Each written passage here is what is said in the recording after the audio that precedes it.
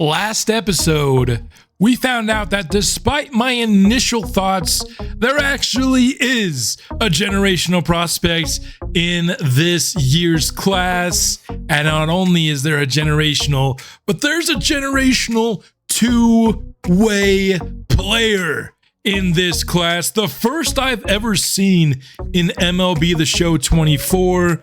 And while you might not be super impressed with this pitching profile, look at just how good of a hitter this guy is going to be. Now, I actually found out that we had ourselves a two-way generational player in the live stream that I did of the month of April. And just because it was such an awesome moment, I want to show you my live reaction to finding out about Neil Dorsey right here. East and International.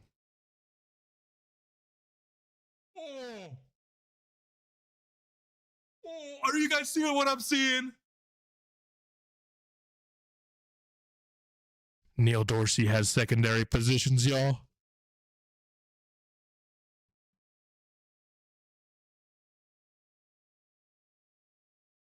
I'll show you the second area in just a minute. We got a two-way player that's number one ranked by MLB.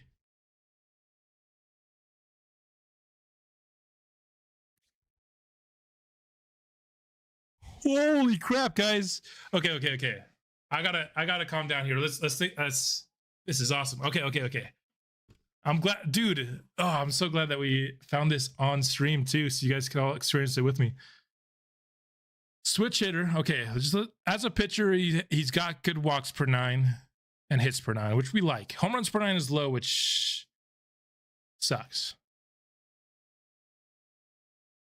He doesn't look very generational to me, though, is the thing. Like, that overall max is 69.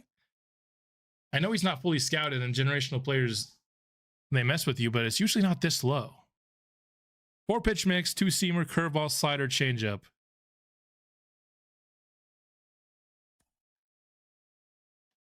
He is a beast of a hitter, though.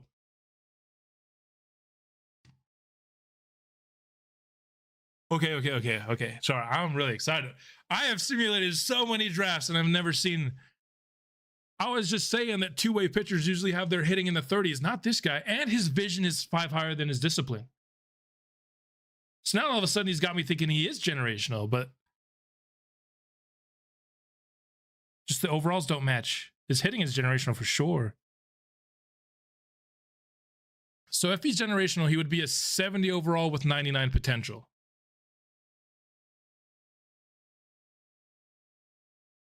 He can play first base.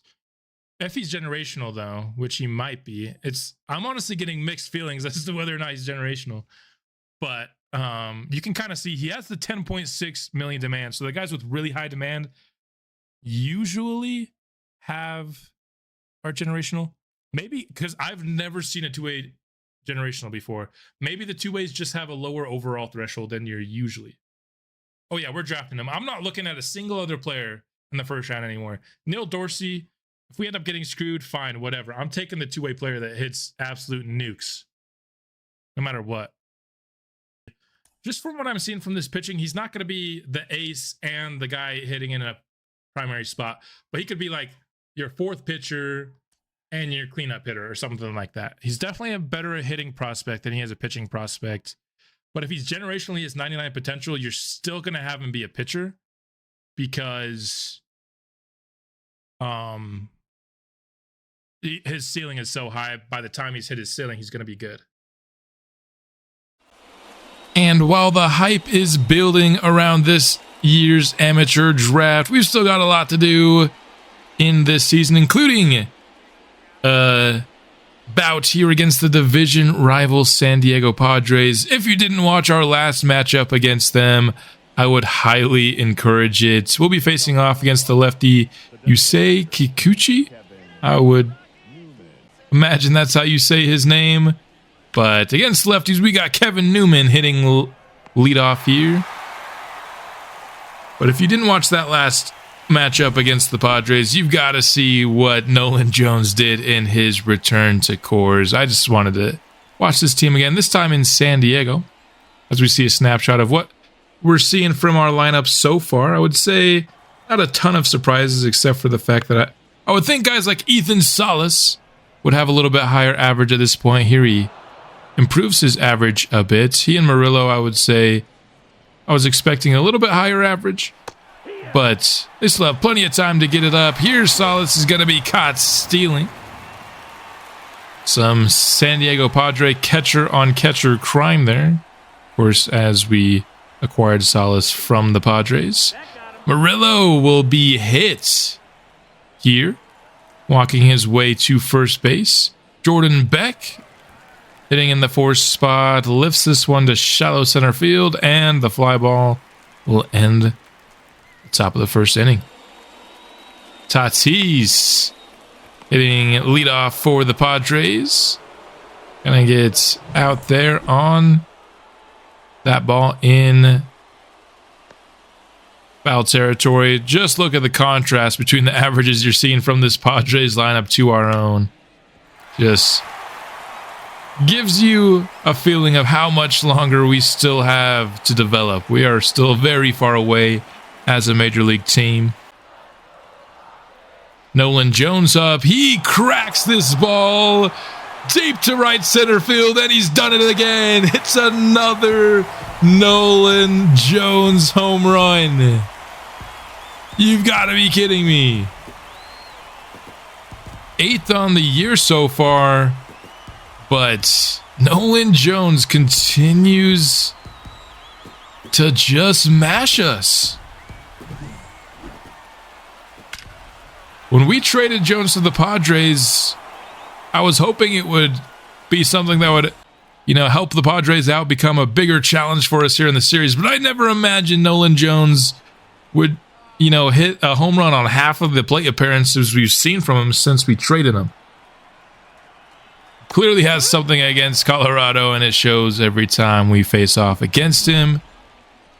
Campusano goes down swinging.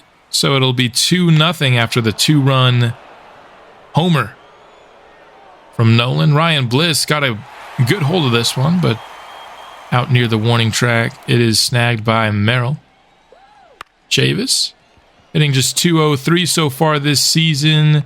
Lifts it over to Fernando Tatis with all that speed, able to gun it down. 3-1 for Benny Montgomery. He's going to get himself a free base. First walk allowed of this game. Max Anderson chops it through center field. Benny Montgomery with some speed, but he will hold up at second. Probably a good choice, as that was a really good throw over from center field. Colby Thomas. That pitch inside is going to drop down for a hit. That's going to score a Benny Montgomery run. Colby, he doesn't sim very well, but he continues to be a player that impresses whenever we watch this Major League squad. Almost every single game that we've actually tuned into from the majors, Colby Thomas has done something impressive. Newman gets that one snagged out of the air from Machado to end the inning, but Thomas puts the Rockies on the board. Smeltzer gonna allow a leadoff single here from Jake Cronenworth. Smeltzer's been our best pitcher here through a year and a half of this franchise that he's been with us. But he's been the pitcher both of the times that we've faced the Padres, and he's just had a little bit of trouble facing them. Merrill pops this one. Smeltzer will get it over to first for the easy out. Now 2 down, a man in scoring position for Corey Howell. Jammed inside, and it's gloved by Ryan Bliss. A scoreless second for Smeltzer. We've got the heart of our order up here. Ethan Salas swinging at the slider. He'll go down on the strikeout. I'll bring up Rafi Murillo. Pitch low in the zone. Beans the pitcher. Getting revenge for him getting hit the first inning. Both these guys have now hit each other.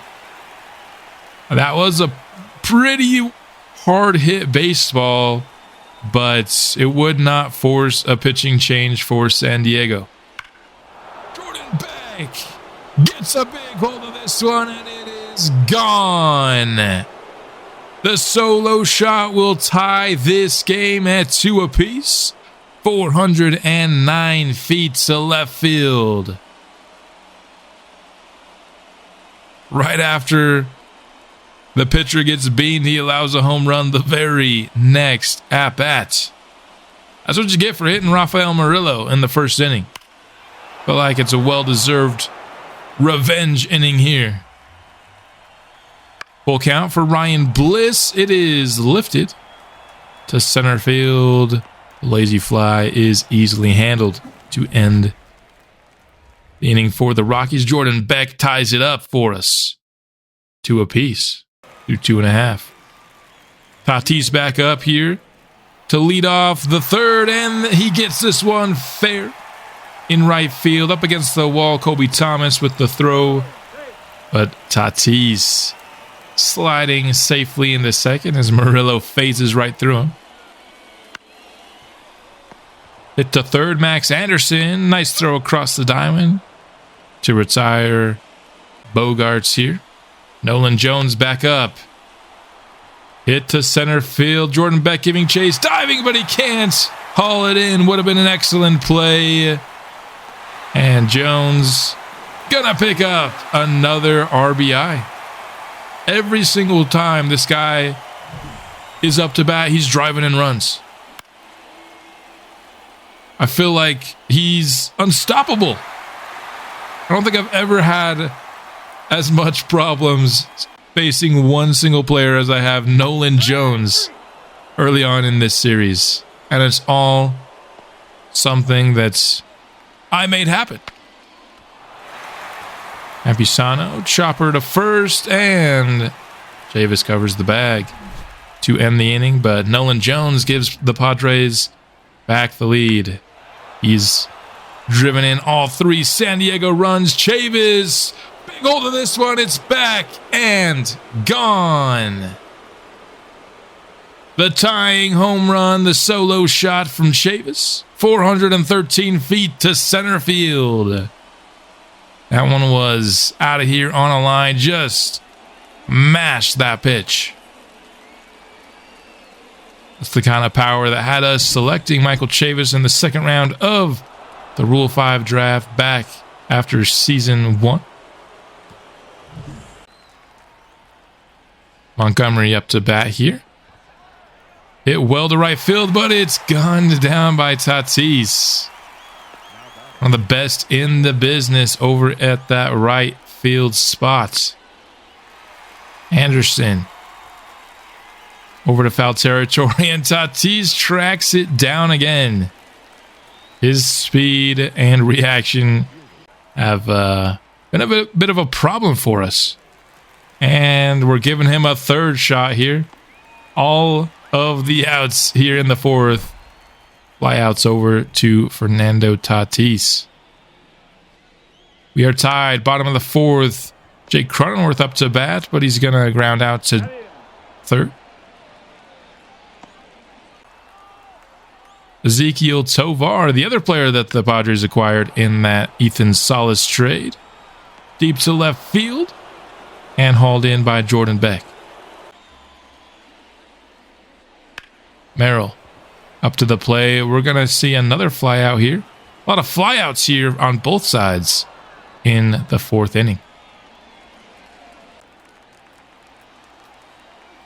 Order flips over for the Rockies to lead off the fifth. Kevin Newman will get this one to drop right in front of the center fielder for a leadoff single. Colorado could take the lead here with a solid offensive inning. Got our best bats up to the plate. Ethan Salas. Feel like we're having a lot of just near hits that are being gunned down by the speedy outfielders in San Diego. Murillo lifted again, and another fly out. After the single, we've got 2 stray flyouts. Jordan Beck homered his last time. Not going to do so. Stopped up by Machado. And a nice throw from third. Gets him out. I thought we had ourselves a single there, but it not to be. Corey Howell up to the plate. Gets it through the infield, but it is stopped on the dive from Murillo. Not quick enough to stop the hit, but it will keep him at first base. Tatis lifts it deep to center field, but Benny Montgomery settles in. One gone here, bottom of the fifth. Now we're going to get the second out here. Caught San Diego trying to steal second and put that man in scoring position. What a nice play to get out number two. Bogarts gets beamed. So he'll get a free base. Bringing up Nolan Jones. Can we finally get this guy out? And it looks like we'll get there. Jordan Beck loves it. And that is the first time we've actually retired Nolan Jones in the now 10 at-bats that we have had against him since we traded him here in the series, which is pretty wild. Chavis lifts it to left.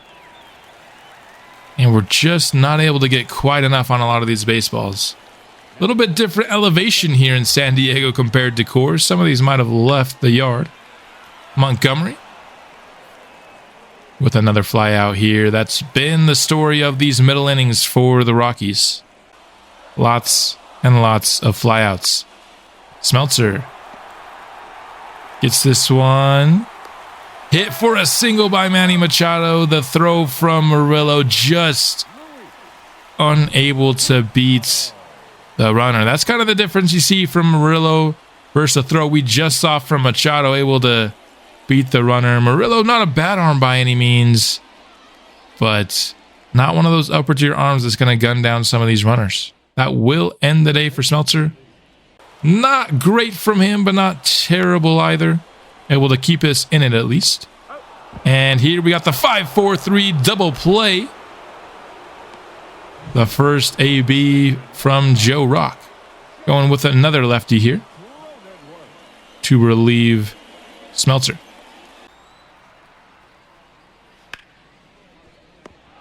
Hit to short. Murillo makes the easy throw to first, and we're out of the sixth.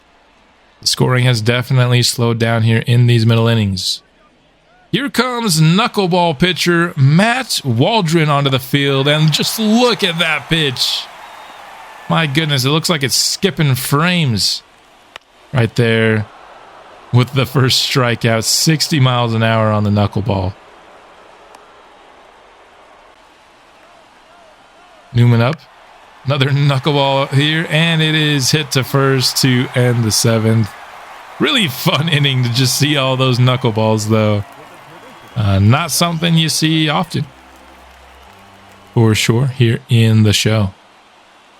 Or in real baseball either, of course. Ezekiel Tovar.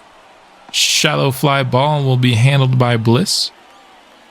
Bringing up Merrill. Swiping at the slider, well outside the zone.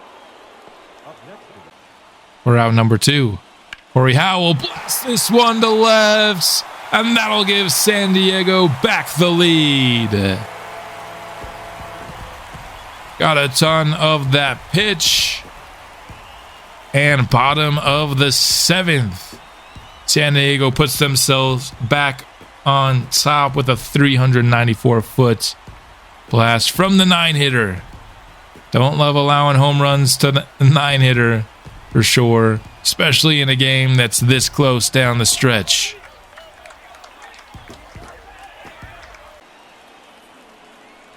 Tatis swinging at the changeup will end the inning. But Corey Howell puts San Diego on top. Enyel De Los Santos comes in to pitch for San Diego, and Ethan Salas gets one through the infield for a single. And Murillo start to join the fun offensively here. Not until we at least get Salas in scoring position. His third steal of the season. Murillo lifts it to right field. It is back and caught by Tatis. It will advance. Salas in the third, though. Sack fly territory for Jordan Beck, but he goes down looking at the circle change. A big out for the Padres. We just needed Beck to get something into the outfield there to tie this one up. But he goes down looking on the strikeout. Bliss lifts it into foul territory where Cronenworth makes the easy snag. And we're scoreless in the 8th. Taylor Clark comes in for the Rockies in the 8th. Bogart's going to get a nice piece of that one into left center field for a double. Not a good start for Taylor Clark, but can we keep Bogarts from scoring? Nolan Jones up to the plate, and he gets it down for another hit that will score another run. He's brought home 4 of the 5 Padres runs today. 3 for 4. With a single, a double, and a homer. Machado deep to right field, and it is caught in foul territory by Thomas, but Jones was ready to tag, and he gets into scoring position. Abusano, chopper to third, is going to hold the runner at second and get the second out. Just got to retire Jake Cronenworth now. Lifted to right field once more, back and not caught at the wall. It hung on the wall, but it won't be called for a home run. It will be an RBI double, though, for Jake Cronenworth. Just hung up there on the wall for a second. Tovar strikes it well, but Beck able to run it down. The offense, we got to score 3 runs here to keep ourselves in it. Top of the 9th, we're going to start with a ground out instead. That'll bring up Benny Montgomery. And he gets a ton of this ball. It's back and gone. Another solo shot for Colorado. Man, if we could have just had some runners on base for these home runs, it could have been a different story today. Unfortunately, all 3 of our home runs, solo shots instead. Still 2 runs to go, but Benny Montgomery gets the scoring started. Max Anderson, unfortunately, not going to keep it going, though. Ground out to seconds. And the Padres need just 1 more out. Colby Thomas, 2 for 3 today. Can he keep our hopes alive? Not gonna be the case here, and the Rockies will lose. A nice close game here against the Padres once more. Although we've lost both of our matchups, both have been pretty fun games to watch. And this rivalry against the Padres is something that we'll have to continue to monitor as the seasons go along. The one game against San Diego would be the only game we'll play here for this episode. Wanted to make some progress here in the season. We're 21-47. We're not doing all that good. We did pick up a series win against St. Louis and Washington. Those would be the only series we would win in May. And we simulated a little bit here just to get to a spot where I can kind of take a look, off camera at this draft class. Of course, the headliner was the 2-way generational prospect, but I also think there's some good value down the board here in this class. So we will finish off the episode by going through some stats, and oh my goodness, Rafael Murillo absolutely tore things up in May. We're going to have to take an extended look at Rafael Murillo in the next episode. What a month he just had. He is up to an 84 overall, +6 power versus righties already. Hitting over 300 at 314, already 17 home runs. Chase Dollander having himself a really solid season at AAA here. I think for him, he's going to get another chance to come up to the MLB at some point this season, I'm thinking. If he can get walks per 9, home runs per 9, and clutch, all just one away from 60. Once he gets all those into the 60s, I think we bring him back up and see if he can't give us a boost to our pitching this season. That will probably be enough, development this season to give him another shot. If you have any thoughts on that, let me know. Jose Barreto decided to give him a shot in AAA at the very end of the April stream. I couldn't think of the word for a second. And he's having a good start here at AAA as well. There are comments saying that we should be patient with him. I absolutely am. Just because we're sending him up to AAA soon doesn't mean I'm going to do the same with the MLB. I think there's a very big jump from AAA to the MLB. And so with that, decision will be a lot more patient, make sure he's ready. But I think for the jump to AAA, he was ready. And so far, so good. In his first 39 innings, 3.66 ERA with 102 whip. You'll absolutely take those numbers. Back up here to Salas. He is only hitting 231. Not quite the contact maybe you'd like, but he does have 8 home runs. Going up across the board, +3 power versus righties. You love to see it. Almost getting into the 80s with his defense across the board, which will be very, very nice for us. Thought maybe he could take the reins and be the best player on the team this first year after what he showed us in spring. He was excellent in spring. Still been really good for us here for sure in his, age 19 season. But it's been Rafael Murillo that has shown that he is the guy here on our team. Early on, Kyle Brown hitting 274 with 4 homers. Getting some upgrades to his power. Contact right going up. Nothing against the lefties though. Touch up a bit. Discipline. Fielding is going up a little bit. I think he's ready for AAA. Let's give him a shot here. 23 years old, 73 overall. Let's give the man a chance. Going here to second base. That means we got Dodgers here, who's probably going down to balance out the move. Going through here some more. Sterling Thompson, 246, 4 homers. He could be a guy, his contact versus right is up in his 70s. He could be a guy that gets a chance at the MLB at some point this year. Zach Veen on a bit of a heater, 262. Contact going up. His power is not, unfortunately. Might give him a shot. Cerny is almost ready to be back off the injured list. 249 and 8 homers for Brian Doe. Fortunately, that contact versus righties is going down 1. It went up 10 last year. So down 1 this year isn't the biggest deal. Hopefully he can get that back up into the positives. +7 contact versus lefty. His contact versus lefties has gotten to a point where it's pretty respectable. His arm's getting a little bit better. His play skill's getting a little bit better. Still, I think not going to be somebody that comes up at any point this season. Those weaknesses are still just a little bit too weak, but maybe as soon as next season. Just kind of depends on how his season here finishes out. And then we got Ramirez. Got himself 16 saves, 1 blown save.